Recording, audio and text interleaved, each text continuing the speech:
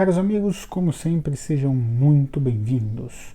Hoje nós vamos falar das formas de mão diferente de cada violino, viola, violoncelo ou contrabaixo, tá bom? Como sempre, agradecimento por nos acompanharem. Vamos lá, antes, recados que os caros amigos que nos acompanham já sabem. Preciso passar os recados. Podem nos enviar instrumento para o ajustar de onde você estiver. Só entrar em contato através do WhatsApp aqui na descrição. Eu te passo as opções de ajuste, a gente monta o orçamento, você me envia um instrumento, eu faço o ajuste e te envio novamente. Ou seja, você terá seu instrumento ajustado de onde você estiver. Como eu já falei, é fundamental para o bom aprendizado você ter o seu instrumento bem ajustado. Enfim, vamos lá.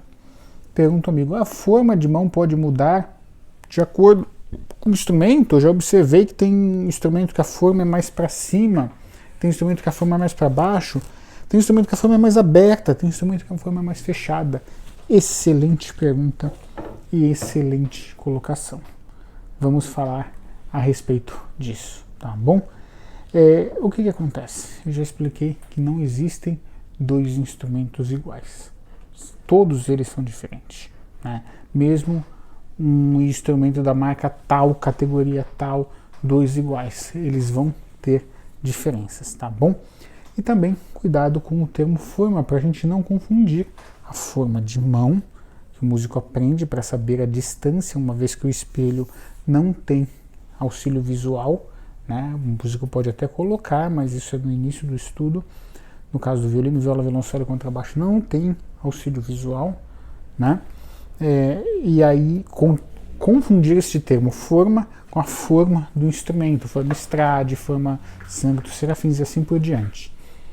Enfim, acontece basicamente o seguinte: são diferentes. Cada instrumento você tem uma forma, tá bom? Então é normal, sim, você ter um violoncelo, por exemplo, às vezes a forma mais fechada, às vezes a forma mais aberta.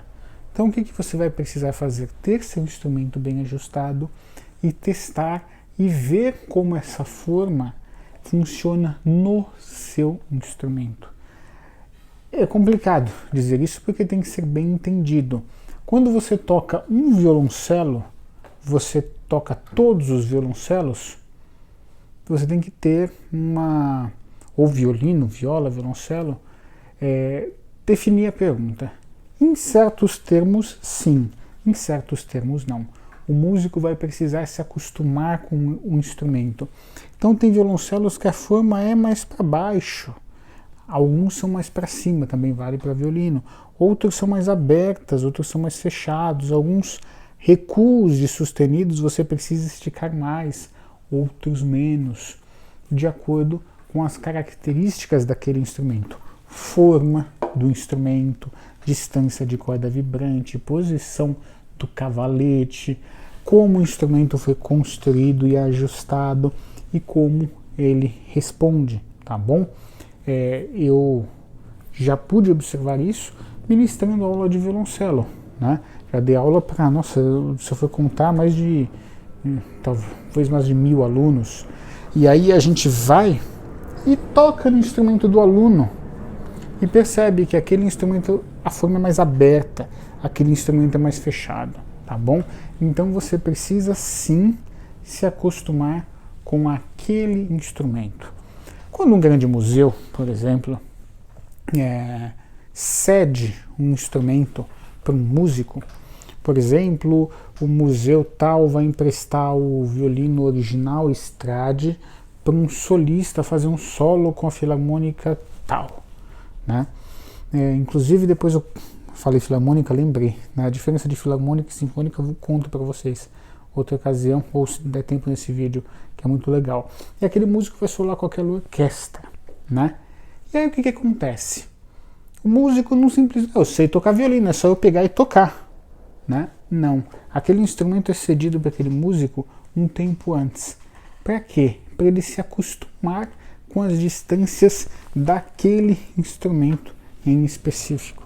Tá? Então se você dizia assim, nossa, eu achava mesmo que o meu instrumento era mais perto, eu fui tocar o outro é mais distante para afinar, é assim mesmo, muda mesmo. Este é um dos motivos, tá, que eu não confio nas fitas fielmente. Mais uma vez, vamos lá. Já falei aqui em alguns vídeos que a fita deve ser interpretada de algumas maneiras. É um instrumento, é um artifício que é utilizado por algumas escolas didáticas naquele tipo de didática, ou às vezes a tal escola não usa, é muito da visão do professor, tá bom? Mas o fato de falar assim, tá aqui um negócio pronto que você coloca e essas são as distâncias reais, não funciona assim.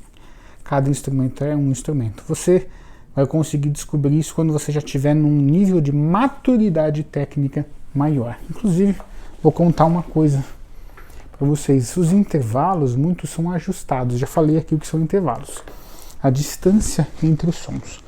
Como muitos destes intervalos são ajustados, eles podem mudar de lugar a nota, de acordo com princípios tonais. Quando você vai aprender a fazer corda dupla no seu instrumento, você aprende um outro instrumento dentro do instrumento, porque algumas notas vão mudar de lugar para você conseguir afinar, para você conseguir fazer aquele acorde, ou como dizem muitos, bicorde, afinar, tá bom? Você ajusta a afinação, tá? Enfim, várias dessas coisas fazem com que o seu instrumento se torne único. Ou seja, a resposta à pergunta: a forma de mão pode mudar de acordo com um instrumento para o outro? Sim, com certeza, sem a menor dúvida, tá bom? Isso vai mudar. Tem instrumento que os semitonos são mais próximos, alguns são mais distantes, enfim, tudo isso se altera assim, tá bom?